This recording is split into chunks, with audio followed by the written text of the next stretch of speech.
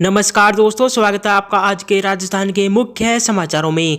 तो दोस्तों, राजस्थान की तमाम बड़ी खबरों पर बात करने से पहले आपसे रिक्वेस्ट है कि इस वीडियो को लाइक और इस चैनल को सब्सक्राइब कीजिए और बेल आइकन के नोटिफिकेशन को ऑन कर लीजिए। तो दोस्तों, सीधे चलते हैं आज की सबसे पहली बड़ी खबर की ओर। सचिन पायलट ने कहा, केंद्र सरकार वहन करे वैक्सीनेशन का खर्च। वहीं one nation one vaccine one rate सबसे बड़ी है जरूरत, नहीं तो चुनाव होते रहेंगे वरना जनता माफ नहीं करेगी। जी हां दोस्तों, आपको बता दें कि पूर्व डिप्टी सीएम सचिन पायलट ने वैक्सीन, ऑक्सीजन और रेमडेसिविर के प्रबंधन पर मोदी सरकार पर निशाना साधा है। आपको बता दें कि पायलट ने तीनों मुद्दों पर राजस्थान सरकार के पक्ष में स्टैंड लिया है और कहा कि देश में रोजाना 3 लाख से अधिक कोरोना केस रिपोर्ट होने लगे हैं। वहीं सभी को प्रमुख रूप से जीवन बचाने पर ही ध्यान देना होगा। इसी के साथ ही राजनीति और चुनाव तो आते जाते रहेंगे, लेकिन समय पर जनता को वैक्सीन नहीं लगी और सभी जरूरतमंद मरीजों को ऑक्सीजन और रेमडेसिविर जैसी जीवन रक्षक दवाई नहीं मिली तो पीड़िया हमें माफ नहीं करेगी। इसी के साथ ही पायलट ने कहा, जिस वैक्सीन को भारत सरकार 2 निर्माताओं से 157 रुपए की दर से खरीद रही है और उसी वैक्सीन की 6 crore dose PM care fund के माध्यम से एक निर्माता से 210 रुपए और 1 करोड़ डोज दूसरे निर्माता से 310 रुपए में खरीदी गई है। इससे जनता के मन में सवाल उठ रहे हैं। वहीं एक ही वैक्सीन के 3 दाम तय करके भारत सरकार ने भविष्य के लिए जनता को भारी कठिनाई में डाल दिया है। इसी के साथ ही यह बहुत ही विचित्र निर्णय है कि एक ही वैक्सीन भारत सरकार को 150 रुपए में, वहीं राज्य सरकारों को 400 रुपए में और निजी अस्पतालों को 600 रुपए में सप्लाई की जाए। वहीं वन नेशन वन वैक्सीन और वन रेट आज की सबसे बड़ी जरूरत है ताकि वैक्सीन की जमाखोरी और कालाबाजारी पर नियंत्रण हो सके। इसके बाद दोस्तों, अगली बड़ी खबर, राजस्थान में कोरोना का कहर जारी।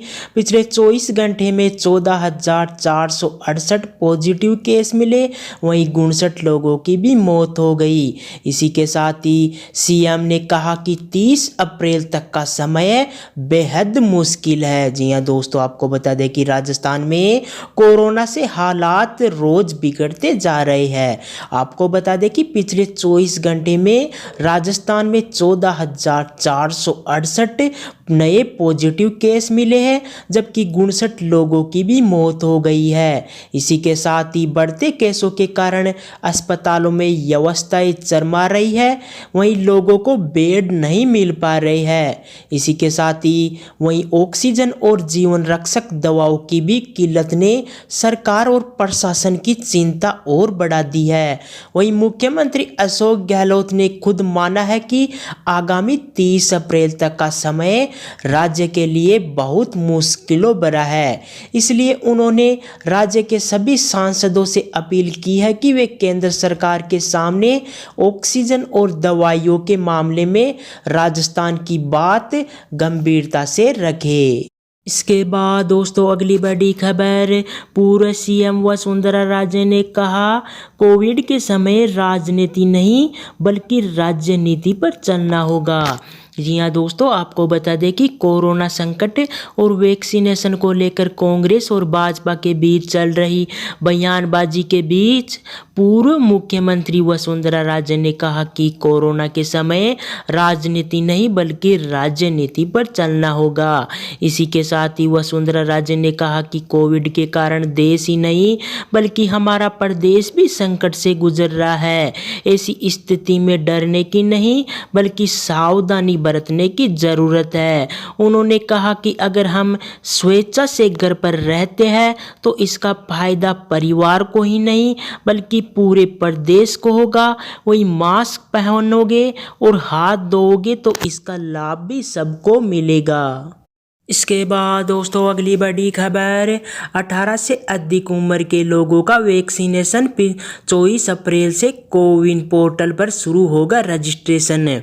जी हाँ दोस्तों, आपको बता दें कि देश में 18 और इससे ज़्यादा उम्र के लोगों के वैक्सीनेशन के लिए रजिस्ट्रेशन 24 अप्रैल से शुरू होगा। वहीं वैक्सीन का डोज लगवाने के लिए कोविन पोर्टल के जरिए रजिस्ट्रेशन किया जा सकता है। वहीं 1 मई से इस एज ग्रुप के लोगों का टीकाकरण शुरू हो जाएगा।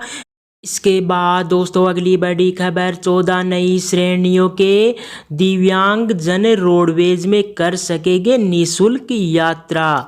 जी हाँ दोस्तों, आपको बता दें कि मुख्यमंत्री अशोक गहलोत ने संवेदनशील निर्णय लेते हुए 14 नई श्रेणियों के दिव्यांग जन को राजस्थान राज्य पथ परिवहन निगम के साधारण, द्रुतगामी एवं रात्रि सेवा के वाहनों में निःशुल्क यात्रा की सुविधा के प्रस्ताव को मंजूरी दे दी है।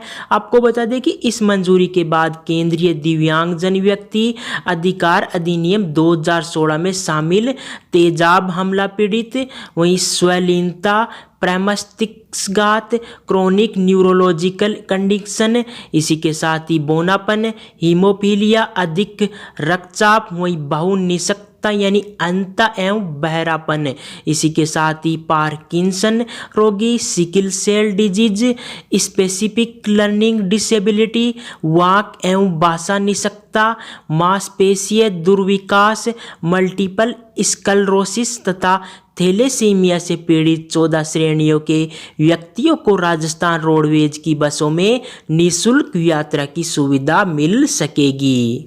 इसके बाद दोस्तों अगली बड़ी खबर, टीकाकरण अभियान चलाकर भारत ने बनाया रिकॉर्ड।